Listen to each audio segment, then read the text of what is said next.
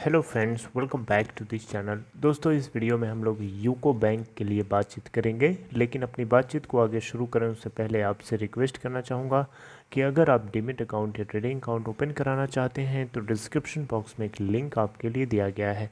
दूसरी रिक्वेस्ट ये है कि अगर आप इस चैनल को फर्स्ट टाइम देख रहे हैं तो सब्सक्राइब करके बेल आइकन को हिट कर लीजिए, ताकि आपको सारी वीडियोज़ की नोटिफिकेशन भी मिलती रहेंगी और आप सबसे पहले देख पाएंगे। दोस्तों, यूको बैंक 13.80 की लास्ट डे में क्लोजिंग दिया था, जो कि 2.22% की तेज़ी के साथ बंद हुआ। आप देख सकते हैं मार्केट के मिड टाइम में जैसी ये खबर आती है, आप ये देख सकते हैं सडन 90 डिग्री का स्पाइक हमें देखने को मिलता है। 13.60 की ओपन प्राइस के बाद बैंक ने 14.35 का कल हाई भी बनाया था और 13.50 का लो बनाया था। इसका 52 वीक हाई अगर आप देखें तो 16.35 का है, जो कि बहुत जल्दी ही इसने बनाया था। अभी कुछ ही दिन पहले की बात है, बहुत पुरानी बात नहीं है। लास्ट के एक महीने का चार्ट अगर आप ओपन करके देखेंगे तो इसका जो हाई बना है 15.9 का है 30 जून 2021 का, और लो है 13.3 का 26 जुलाई 2021 का। इसके अलावा लास्ट के 3 महीने के ग्राफ को देखेंगे तो इसका 15.9 का हाई है 30 जून 2021 का, और लो है आप देख सकते हैं 10.9 का 30 अप्रैल का।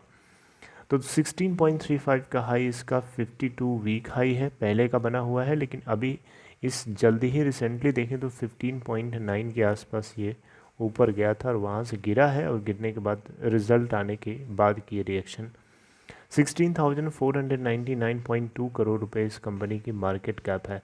दोस्तों, यूको बैंक लिमिटेड को लेकर के एक खबर है। ये खबर आप लोगों को जानना बहुत ज़रूरी है।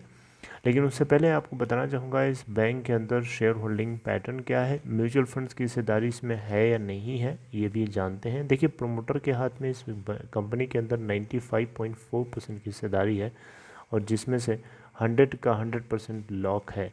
FII 0.1% के साथ है, DII 1.3% के साथ है, पब्लिक शेयर होल्डिंग 3.3% है।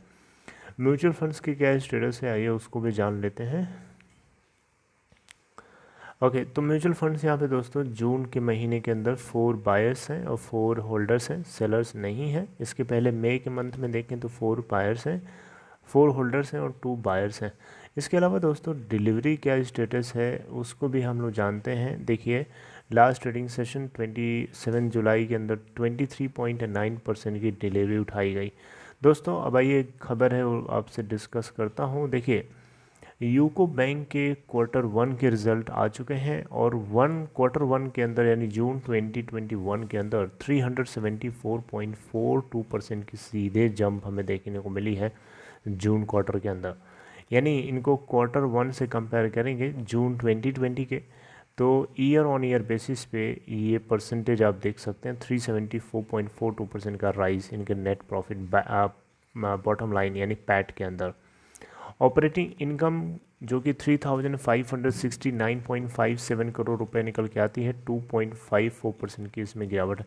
ऑपरेटिंग इनकम दोस्तों बैंक की ऑपरेशंस के थ्रू आती है, तो ये हमें ज़रूरी है चेक करना, और इसमें बैंक की ग्रोथ होना अच्छी बात होती है। लेकिन यहाँ पे ग्रोथ नहीं बल्कि डी ग्रोथ हुई है 2.54% से, ये आपको नोटिस करना चाहिए। 101.81 करोड़ रुपए का इनको नेट प्रॉफिट हुआ है। बॉटम लाइन इनको आया है Q1 के अंदर जून 2021 के अंदर, जबकि जून 2020 के अंदर 21.46 करोड़ रुपए का नेट प्रॉफिट हुआ था। कंपेयर करेंगे 374.42% का राइज हमें प्रॉफिट में देखने को मिला है। और इसके पीछे सबसे बड़ा कारण ये है दोस्तों कि बैंक को प्रोविज़न कम करना पड़ा, और बैंक की जो नॉन इंटरेस्ट इनकम है उसमें ग्रोथ देखने को मिली, तो डेफिनेटली हमें वहाँ से जो प्रॉफिट आता है वो भी इनके बॉटम लाइन में ऐड हो जाता है। और ये बॉटम लाइन में जो ऐड होता है ज़रूरी नहीं है कि कॉन्स्टेंटली हर क्वार्टर में ऐड हो, कभी ज़्यादा होता है कभी कम होता है, ये वेरी करता रहता है। तो इसको हम लोग कोर इनकम नहीं बोलते हैं। कोर इनकम बैंक की नेट इंटरेस्ट इनकम होती है, जो बैंक एक हाथ से पैसा किसी को देता है या लेता है और एक दूसरे हाथ से किसी को देता है। लेने बैंक किसी को उधार देता है तो इंटरेस्ट ज़्यादा चार्ज करता है, जबकि बैंक के पास जब हम आम पब्लिक जमा करते हैं हमें कम इंटरेस्ट देता है। दोनों इंटरेस्ट के बीच का डिफरेंस जो होता है वो बैंक की अर्निंग होती है। तो तो यहाँ पे बैंक के अंदर टोटल ऑपरेटिंग इनकम के अंदर 2.54% की हमें डिक्लिनेशन देखने को मिली है, राइट। तो दोस्तों यूको बैंक लिमिटेड के अंदर प्रॉफिट काफ़ी धमाकेदार है। आप देखें अगर इसके तो एनपीए की क्या सिचुएशन है, आइए उसको भी हम लोग फाइनेंशियल को देख लेते हैं। देखिए ग्रॉस नॉन परफॉर्मिंग एसेट्स में बैंक के अंदर क्वार्टर ऑन क्वार्टर बेसिस पे 9.37% है, जबकि इससे पहले मार्च क्वार्टर में 9.59% था। जीएनपीए की बात कर रहा हूँ।